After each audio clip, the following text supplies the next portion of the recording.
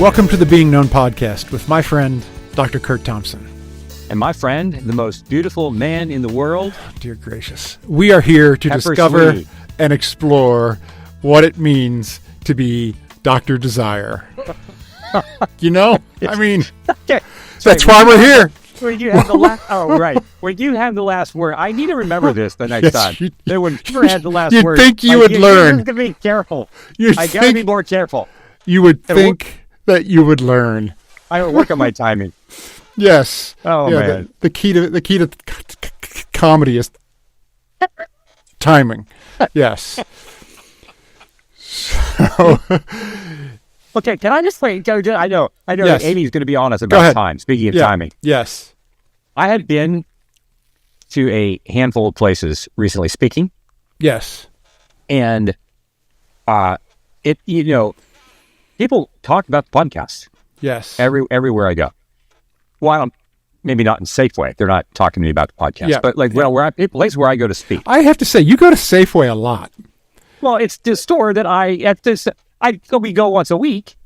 I got to go to the other grocery store. You do know that, like in a lot of your examples, you'll say, it's like when you're in the grocery line at Safeway. When you're in the line at Safeway, right. You're at Safeway a lot. Where else am I in the grocery line? I'm not at Harris Teeter. That's across the street where I could go. But do I say I'm in Harris Teeter? No, because that's not where I go. Okay, so it's not a metaphorical Safeway. It's a real Safeway. It is. Yeah. And any other complaints? No, I got nothing. Okay. Go ahead. Okay. Well, at least not for the next 3 minutes. I'll just give you time. I'll set the clock. Give you time. Yes. So I go and I go play stick. And just a couple of weeks ago, in our practice, we run these intensives. Right. We bring 27 people that we have come in from all over the country. They're here with us for 3 days, and they're doing all kinds of work. But many of them will talk about the podcast. And the number one thing that they talk about. It's like they love the content, but what they talk about is our friendship and yours and mine, and and not so much Amy, but they talk about the three of us. Of course they do. Talk, but part of it is I hear them talk about they don't have a lot of practice hearing two men talking about their relationship with each other, and I just want to say I'm just so grateful for you. And grateful for the friendship that we have. And Amy will be with us soon. And I also want to say that you and I don't have what we have without her. True.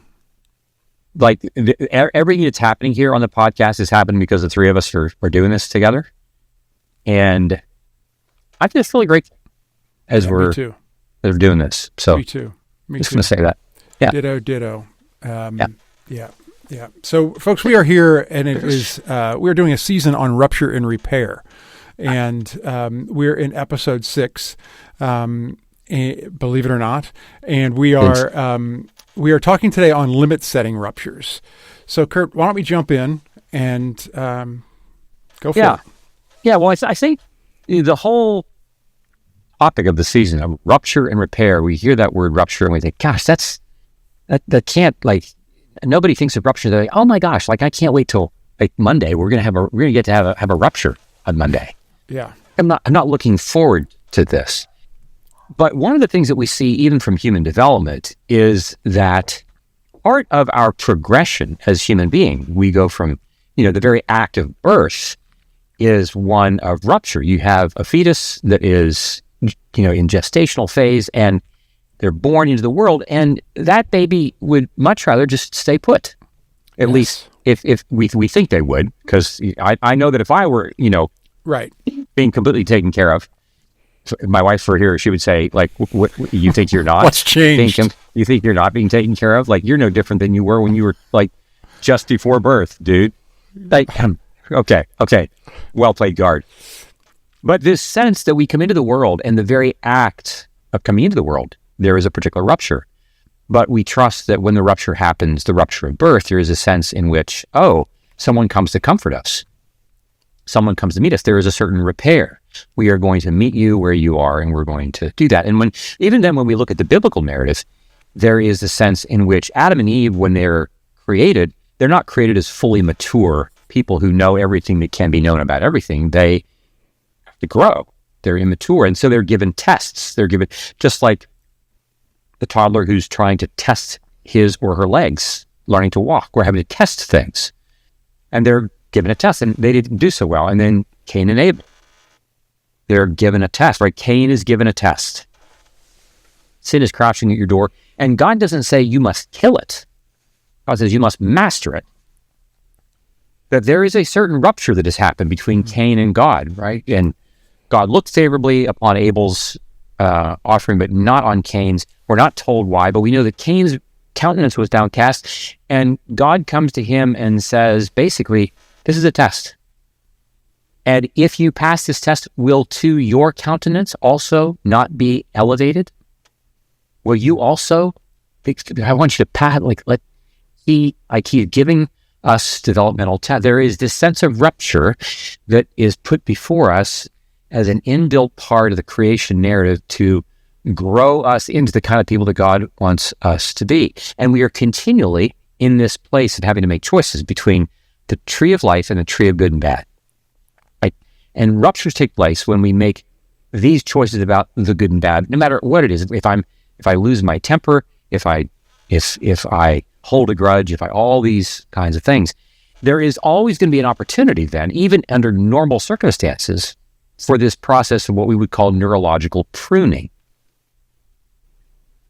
We talk about limit-setting ruptures as those ruptures in which we say no to things, and it takes shape right as soon as we are born, because we are born with far many more neurons than we actually need. And some neurons, by virtue of them not getting activated and not being turned on, are going to die off. We've talked here a lot over the course of our seasons about, in interpersonal neurobiology, that we have differentiation. These things differentiate, right? What we sense and image and feel and think and do with our bodies. Those different domains are linked together. And then those linked domains that come together enable us to produce things, but it won't produce things unless we have limits. If I don't limit my behavior, I just want to do anything, then I won't sit at the piano and practice the number of hours I need to practice in order for me to produce the kind of work that I want to do. Dude, we were talking before we record, like the number of things that you're doing right now to create, like you can't do that if you're not saying no to other things.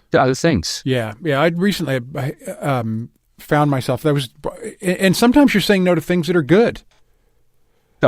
You know, I was helping a guy with a project recently, and I love the project. I love him. I love all the people I was working with there, but it was just one more thing on top of all the things, and it had deadlines, and it had all,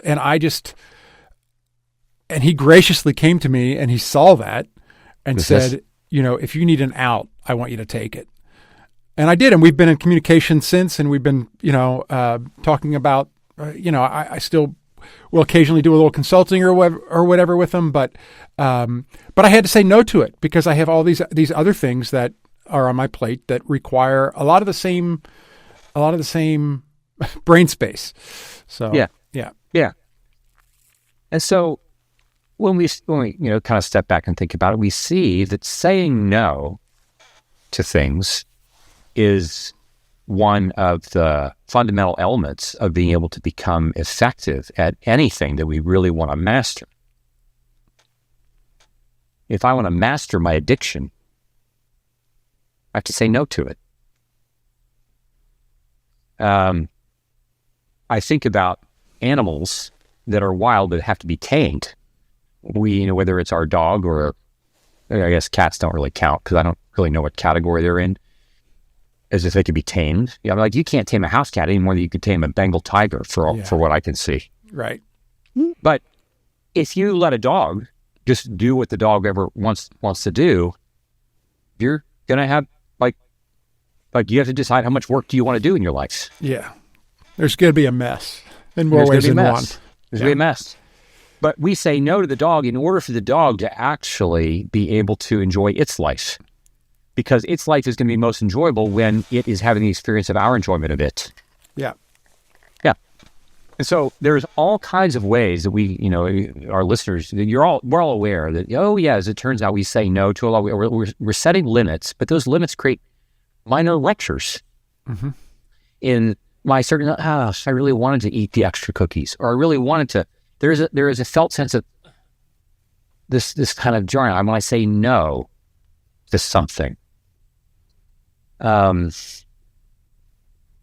we also have to recognize that when we say no, we are creating distance. We say this is with our children, and we say no to our children. We are creating distance between us and them to a certain degree. They feel connected to us. They say, "Hey, can I have juice?" And I say no. You may have milk in the blue cup or the red cup, but you may not have juice. There is a certain distance, and they don't like this. Now, if I'm doing this kind of relational limit setting in a context in which they are generally mostly connected to me, then what we're really doing is we're setting up space for them to exercise their own work internally regulating their emotional states. But they're doing it with me watching. They're doing it with me being able to say, yeah, I realize that you really want juice. I get that. I'm not going to, folks who are going to say, will you stop asking me for the freaking juice? No, we're just saying, no, we're going to, with loving kindness, we can say, you can have milk or you can have water in the blue cup. And so it's not just that I'm setting the limit, it's how I'm setting the limit, which is important, because I'm going to create some distance in that moment. And in so doing, I extend their capacity to tolerate that emotional distress by, on purpose, creating distance between us for the purpose of creating ultimately just greater intimacy. We're helping them to differentiate and learn self-control by our providing the opportunity for them to learn it, which is exactly what God was doing with Adam and Eve in the garden. And, we think, speaking of Adam and Eve, we think about Adam is just minding his own business. And what does God do? God causes him to fall into a deep sleep. And this intentionality, like he says no to Adam's daily routine and then opens up his chest. Is in general anesthesia, opens up his chest. He says no to Adam's normal routine. And if I'm Adam, I'm waking up with a chest wound. I'm like, gosh. But what comes of it?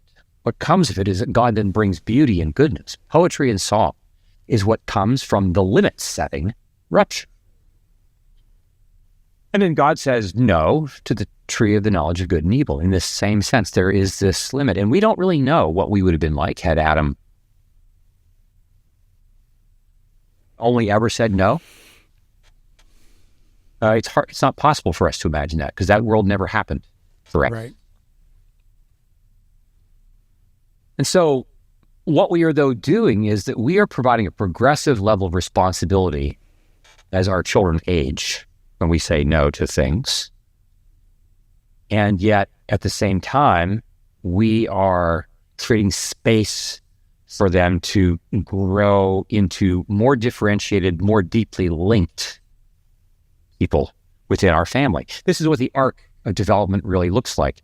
And so every stage of development, when we move from toddler to elementary school to middle school, all the things right up into when we are angry, every stage at various points, we find we're going to have something where someone says no to someone else or to us, where we have to say no to ourselves in order to create greater states of integration. I think about how many of us they're listening have parents to whom we've said, no, you can't drive the car anymore.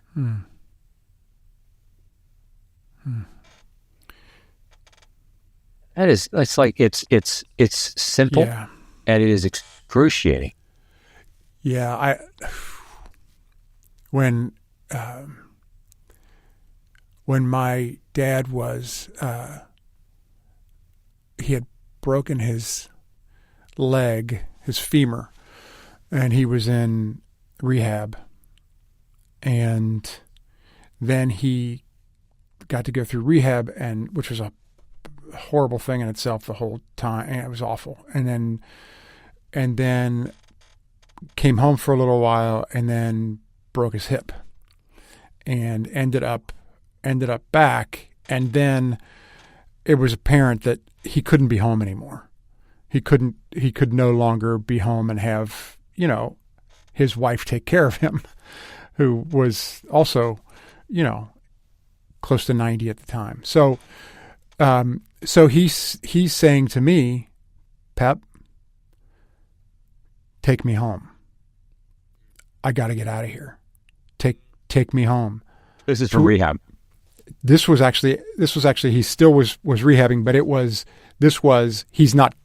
he's staying here. Like this rehab becomes a nursing home, and he's staying here. Yeah. And I had to say no. Yeah. I say I can't. There's nothing more than I would want to do, but it's awful. Yeah. Just awful. Yeah. Yeah. And nobody when you're born into your family, yeah, nobody says when you're about 13 or 14, hey Pep, there will come a day where you're going to have to say no to me, and right, you're going to have to say no to me. So I just want to this is one of the life lessons. I just want you to be no. Nobody tells you this. Yeah. And then you find yourself there, and you're thinking, yeah. And so when we think about addiction, when we say sobriety, we have to say no to things. Yeah. And it's not just to alcohol or porn or opiates. It's to certain ways of behavior. It's to like looking at my iPhone. Right. It's to all kinds of things. I think, dude, over the time that in the last few years, as you've been doing Orange Theory, I think about what time do you usually go in the morning? 7. My class starts at 7:20. So yeah. So you have to say no to sleep. Yeah, my alarm goes off at 10 minutes to 6 every morning, and I get up and I have my gym clothes sitting there, put them on, go have quiet time and a cup of coffee, and then head out. And right. And what has it been like for you to say no to things in order to say yes to Orange Theory? There's certainly times where I wish I could sleep in. There's times where, but I have committed to doing this, and there's never, there has never been a class that I've gotten out of that I was sorry that I went through those things. So that's helpful. Yeah. And there's so many positives that have happened because of the no's. So many, relationships and just getting those endorphins flowing in the morning. There's nothing like it. There's nothing like it. Okay. So this is really quick, off ramp and then back on the interstate. I still remember the story that you told about you were leaving Orange Theory, walking out the door, and somebody said, "Hey, see you, Pepper." And some guy, what was that? Yeah. So one of the coaches was saying goodbye, and some guy comes up to me and he says, "Hey, do you have a podcast?" I'm like, yeah. He's like, "Being Known podcast?" He said, yeah. He said, "Yeah, I listen to your podcast." And here I am in, Union, Kentucky. And there's somebody in my Orange Theory class who listens to the podcast. That was worlds colliding. That was an interesting moment. Yeah. Yeah. Yeah. I just think of moments of joy that we get to experience because we're willing to say we're setting limits to certain things. Yeah. And I think about, it's often the case that we can imagine, our listeners, we can all, it's not hard for us to imagine, okay, I know, I need to say no to this or no to that so that I can go to Orange Theory or so I can go lift, or I'm going to exercise all these, or I'm going to say no to things to practice the piano or to write the book or all the various things that we have to do. Yeah. And we have a generally positive sense of that kind of limit-setting rupture. And we kind of conceptually all get that. And that's reflected in some respects in ways that we easily see good things happening. Yeah. But there is a way that we often don't imagine it happening that is involved in the way that I sometimes tell my story about myself. For example, if I, we in our practice we talk about, and even here we talk about this notion of how are we telling our story more truly, right, or more faithfully to the who we are really intended to be? How do we do that? And there is this sense in which we are trying to say, if I'm going to tell a story truly, it means I'm going to have to say no to any number of different ways that I tell my story. They're just really easy for me to tell. The things that I say, my father is never going to love me. Now, it may be true that my dad may never love me, but whether or not my dad loves me is a separate thing altogether from my repeating to myself, my dad will never love me. Those are separate phenomena. How many of us have things that are banging around in our head that are encroaching, that we just give it free rein, and we're not willing to say no to them, because part of how we've told our stories the way that we do enable us to cope with our griefs. This is why we tell the stories the way that we do. We tell our story, we construct our stories mostly as a way to cope with our griefs. And for me to say no to that is kind of like what happens when I say no to opiates that I've been using, or no to alcohol, or no to porn, or no to whatever my current addiction, or no to my mint Oreo cookies, whatever the addiction is, because there is a certain withdrawal effect that comes with this. And this is a limit setting rupture when I say no to this. So we sometimes aren't even aware that there are limit setting ruptures that we have to actually put into practice, limit and create ruptures within my own mind, in that it's kind of like any time we are going to disrupt an unhealthy system, a disintegrated system, that it often begins with the story that I'm telling in my head about myself and all the people that I'm telling the stories about. I'm going to have to disrupt that in order to tell a different story. And this doesn't feel very good. We've got a couple of examples in Scripture. I just want to, in this kind of the book of Numbers, which is, of course, I'm sure everybody, all of our listeners who've been, deeply immersed in the book of Numbers for the last several weeks, I'm sure. Yes. But, the book of Numbers is, the guys and the Bible Project likes to talk about, Tim Mackey likes to say, in the book of Numbers, the actual title of the scroll is The Wilderness. That's what the title of the book is. The title of the scroll is The Wilderness. And in Numbers 34, one of the really intriguing things that I've read recently is when it is God giving Moses, and then Moses giving the people of Israel the boundaries for their nation when they come into Palestine. And he's mapping it out. And it's so striking to me, because every other empire that we read about in the ancient Near East, that's what they were. They were empires. They were continually expanding their borders. How far can we go in expanding, right? Everybody. And there's not a single empire that we read about that wasn't doing this. Mm-hmm. But from the beginning, God was saying, this is going to be your country, this is going to be your nation, and no further. That in and of itself is a limit-setting rupture, because as we will see, Solomon comes along and he just wants to we're going to take slaves from here and from there, all expand. We're just going to become like our neighbors. Everybody's just going to swallow up more and more land. And God is saying, no, there is a limit-setting rupture. And then when we get to Jesus in John 16, here, this is, when he says to the disciples before his death, he is I must go. Of course, you can imagine go where? What are we doing? I must go. Because if I do not go, the Comforter will not come. And of course, I'm thinking, God can't work this out where y'all can be here at the same time? Is it? You have to have no two objects can occupy the same space? What's the? Then think about this. It is a limit-setting rupture that he's giving the disciples. I'm going to go because I know I don't know if he's thinking this. He doesn't say this explicitly, but the word that what I imagine is these disciples, they're coming to, we do know that James and John come to Jesus and say, hey, when you come into your kingdom, can we get the right and the left seats? They're coming to him. They're not saying, hey, everybody, We want to announce in front of everyone, no, we're going to come to this privately, we're going to have this conversation. I can hear Jesus saying, look, I want you all to grow up and be adults.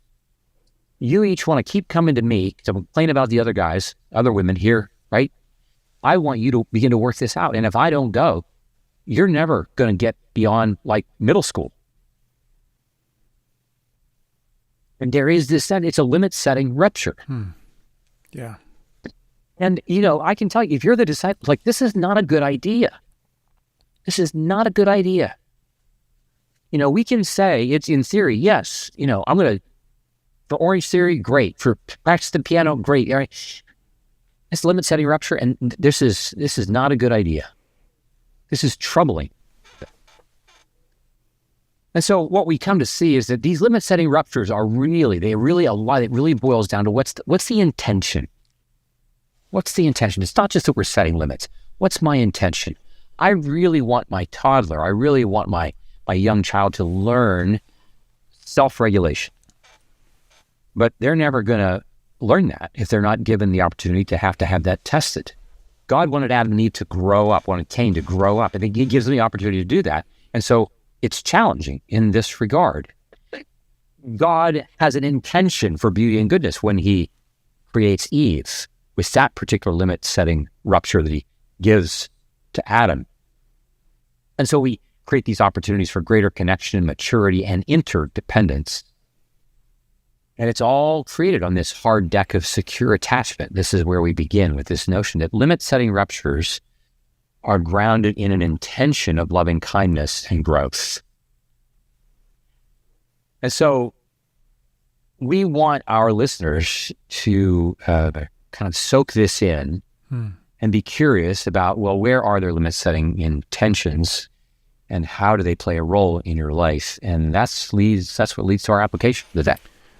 Yeah, last week, for those of you who heard the podcast last week, we were talking about benign ruptures, and we had an application that helped us to become more aware of benign ruptures last week. And we want to do the same thing for you with this limit-setting ruptures. So make a list of where and how these limiting setting ruptures have happened in your life, and what has been your experience of others setting those limits. What has it been like for you when you create the limit-setting ruptures yourself? And where have you noticed in your journey with God that it appears that he is setting limits that create what feel like ruptures? And how have you responded to that? So begin to meditate on how your patterns of these ruptures take place and their responses, good or bad. Continue to play a role in your... I'm going to read this again, and we will edit it. Is that patterns or pattern? I don't know what that word patterns. is. Yeah, patterns. It's a nascent word. That's why I didn't know it. Okay. Take 2, editor. Let's see. So make a list of where and how that's happened in your life. What has been your experience of others setting those limits, and what has it been like for you when you create limit-setting ruptures yourself? Where have you noticed in your journey with God that it appears that he is actually setting limits that create what feel to be ruptures in your life, and how have you responded to that? I want you to begin to meditate on this, how these patterns of these ruptures take place, and their responses, good or bad, continue to play a role in your everyday life. And then I would add on to that after you write it down and think about it, I'd like you to find somebody that is close to you and safe with you and share these things and talk about them. Because as we talk about here often, that's where a lot of the real change takes place and the real growth takes place. Kurt, thank you for today. Yeah, as always, man. Good to be with you. You too. You too. Yeah, thanks. Yeah. I want you, if you're watching on YouTube, stick around. Amy's coming in, and we're going to be talking about this a little bit deeper, and we're going to take these subjects a little bit deeper. And I want to talk to you specifically, Kurt, about a limiting setting rupture in my life that I just like to talk about. So, yeah, right on. Yep. All right. Here we go.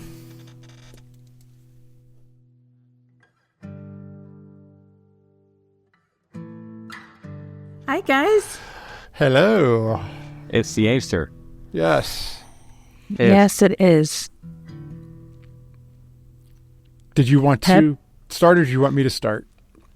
Why don't you start? Yeah, so I was just thinking about when you were talking about the limiting ruptures and the no, and how sometimes it feels like God has placed these limits on us, and there was a time where I was pursuing a whole different career, and Oh man. I would say felt like it was what I was supposed to be doing with what I felt like my I don't know that I'd say call, but my purpose and my makeup and all that. And then it stopped, in a lot of ways. And it was apparent that doors were closing there, and I needed to move towards something else. And that no was, well, it took me a long time to accept the no, I think.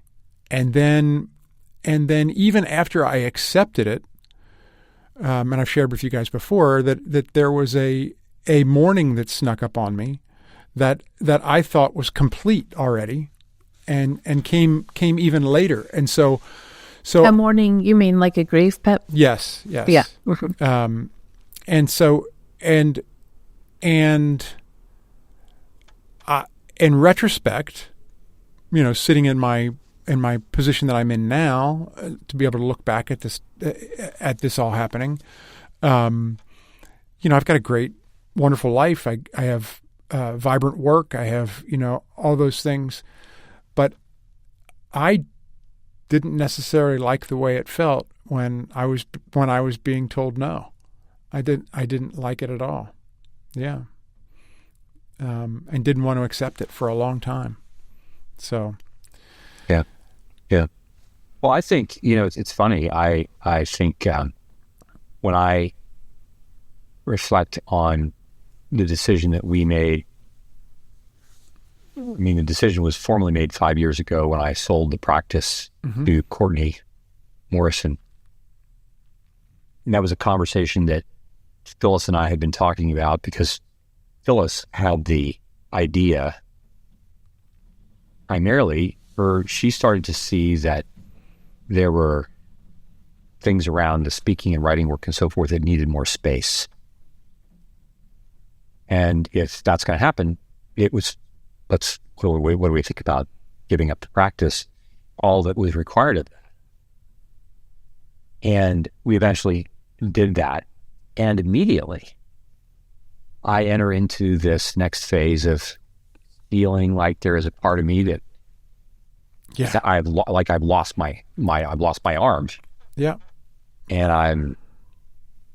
I start to interpret things that are happening in the office through that lens of loss. Yeah. When what was also happening and was more faithful to our decision was that there was also space being opened for other things. But to say no to that, and Pep, when I hear about the stories of your work in LA and acting, all the things, and I wish I'd been in your life. I wish I could have been with you when that was going on. And I just really resonate with the whole felt sense of grief that comes when we say no. Yeah. To things. Yeah. And I think it's easy for us sometimes to just say, oh, yes, I need to say no to that so that I can move on to this. And we can sometimes too easily skip over the grief that comes. Yeah. And that's not the most helpful thing for us to do. Yeah. Yeah. I was having to say no to something I loved.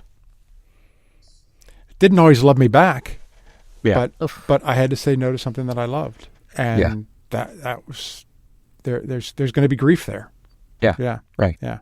Right. And we think somehow, when we say to our toddler, no, you may not have juice, and they kind of lose their minds or whatever, we think that they're losing their mind, just because they're toddler. Well, now that I'm an adult, I would never respond like this. No, of course but not. In some respects, all I'm doing is containing. Like, if I were to go into the privacy of like my bedroom where nobody else was, or just me, like you would find me like in the bed, jumping up and down and just hitting my pillow. I mean, I'd be like a 3-year-old. Yeah. If you were to just if I were to just express physically what some of these moments feel like. Yeah, and I'll say also there was some of this the internal no that I had to develop, because the story that I started to tell myself out of the fact that that no was happening and that I was no longer going to be doing that was a story that I needed to say no to that as well. Yeah. Well, that's exactly what we were getting at the end of our just a few moments ago. This sense that we have stories in our head. Yeah. That we have a limit-setting rupture that occurs, and then we can pile on with our own, as we'll get to in the next episode, we can pile on with our own version of toxic ruptures that we are creating without even knowing that we're doing that because of that story that we tell. Like, I'm not okay. Yeah. Yeah. I completely failed. You're not good enough. All those things. Yeah.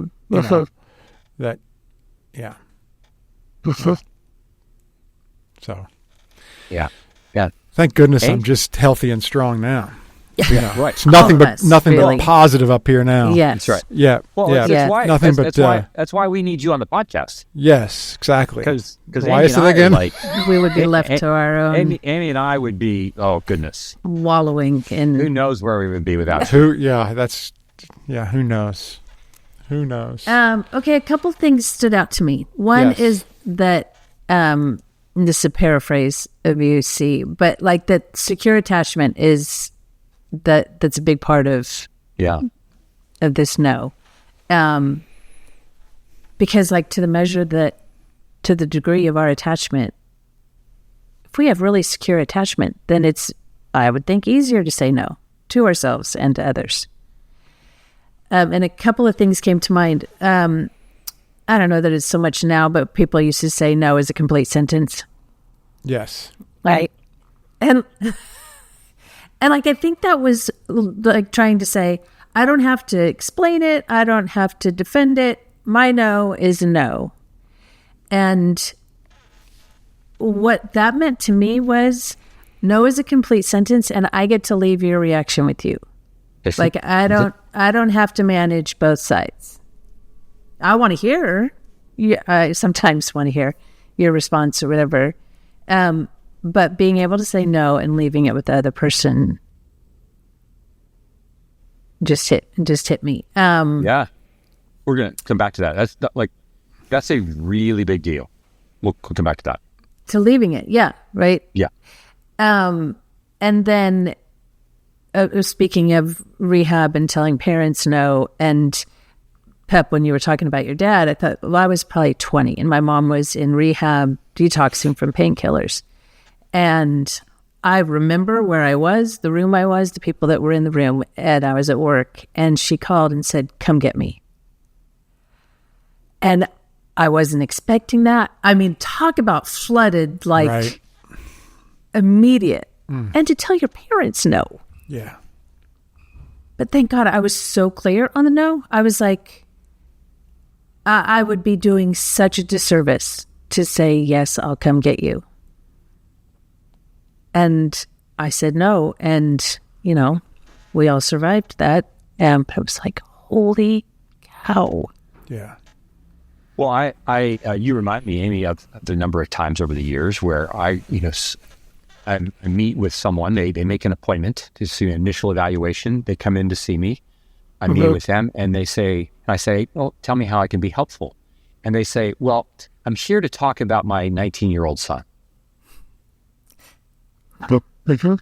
Are you? Okay.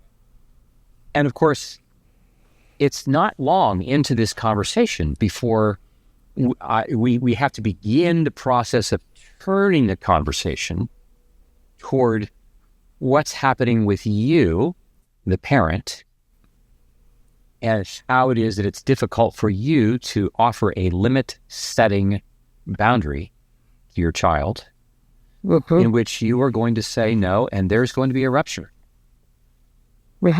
And maybe that's perhaps because you didn't set those limits when they were 9 months or 9 years. And now we don't know what to do with these things because we're so afraid of this. It happens within marriages where spouses have a hard time saying no to their spouses when it would, to say, I realize this is really hard, but that's actually on your side of the street, right? That emotional response is, we've had cases within marriages where one party is working really hard on their stuff and the other party is not working so hard on their stuff.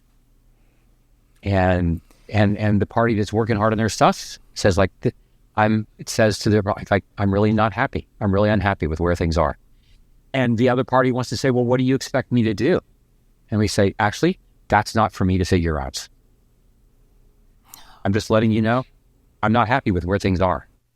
And of course, they don't know what to do with this because there is this sense in which they are used to behaving in a certain way, just like a 3-year-old or a 14-year-old is used to behaving in a certain way. And we are setting a limit. But again, this gets back to, right. And this gets back to this whole notion of how this limit-setting rupture has a particular intention behind it. That's gonna be very different when we get to toxic ruptures. The intention is for growth. The intention is for creating greater connection. The intention is greater differentiation, more deeply connected linkage, greater integration. That's what this is about. There is an intention that is going someplace.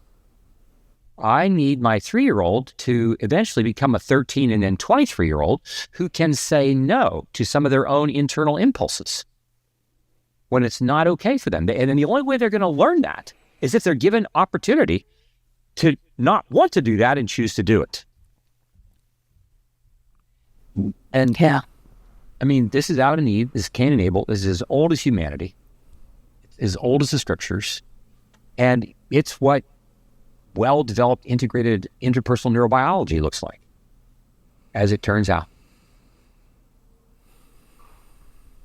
Yeah, I think about the being able to say no, and no being a complete sentence, and all those things, and I think about when I was working as even in the peak of my acting career, when I was really working a lot, the amount of times I was being told no, and this rejection of no, yes. Yeah. And so I've had to learn because when someone says to me, we want you to do this because we think you're perfect to help us with it. I'm like, yes. Yes, they want me. They want me. Take it. And yet, even if it's not good for me to be if it's not, if it's this is not going to be good for anybody. You don't need another thing. Right. I don't. Yeah. So I've had to really learn to be able to say no, even when, I want to say yes to a certain extent. Right. That's been a learning experience for me that I'm still learning. But and that's a bit of a story that you tell yourself, right? Like you need to say yes to the yeses because that feels good to you and means you're valuable and important and wanted. Yes. But you are all those things even without that yes. Yes. Wow. Yeah. So I think we are not always as aware of the multiple different ways in which limit-setting ruptures are intended to be effective, right? We set them for others. Others sometimes set them for us. We have to set them for ourselves.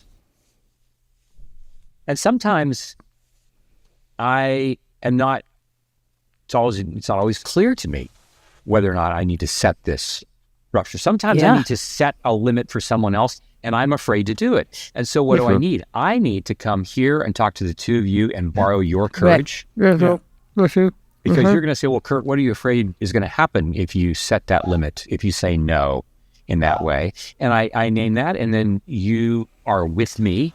And if I'm less frightened, then I can be more creative in imagining what it is I really want to have happen as a good thing by setting this limit. And include that in terms of articulating the intention of why this is happening.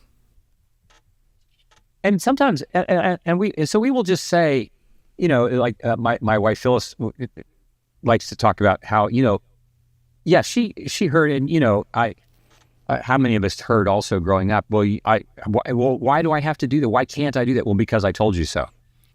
It's not very helpful. That's right? super helpful. And she heard these admonitions as well growing up, and she says, like, it would have just been helpful for me to have an understanding about what's behind that. I would like to have some explanation. Even today, I want the why. Guess I said so. Right? Yes. I mean, if I have the why, I can deal with almost anything. Right. Give me the why. Right. Yeah. Let me understand it. Right. Yeah. And certainly, if you're talking to a 2-year-old, that's a different conversation than when you're talking to a 12 or a 22-year-old. Those are different conversations. But sometimes we think that, we're just going to talk to the 22-year-old in the same way that we talk to the 2-year-old, and they should just be able to get the same message as if they're the same person. And it's not really the same person. And I also want, so I think it is fair to say that, like all things, when we're setting, limit setting ruptures are worthy of discernment. Sometimes we will say no without explanation because, I think of, my goodness, I think about people who have to fire people from jobs. Yeah. People aren't right. It is a limit setting rupture. And even if, as we say, anytime you're letting somebody go, this is not going to end well. I mean, this is not like, we're all going to have I'll fire you and then we'll go out to dinner together. Yeah. Like we're doesn't usually go that way. Right. So those who are listening who've had to do that, or those who are listening to whom that has been done to them, the whole notion of intention is really important.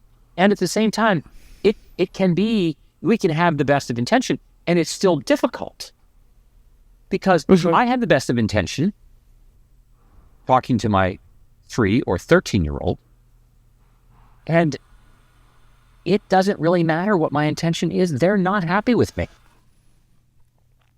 And my 13-year-old may not know until they are 23 what that was about.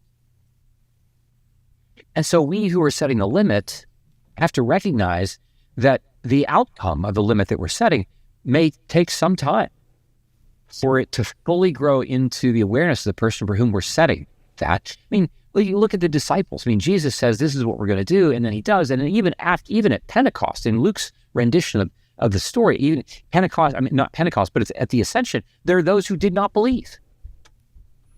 So his departure, his going, was disruptive. The limit-setting rupture. And not all parts of me are down with this.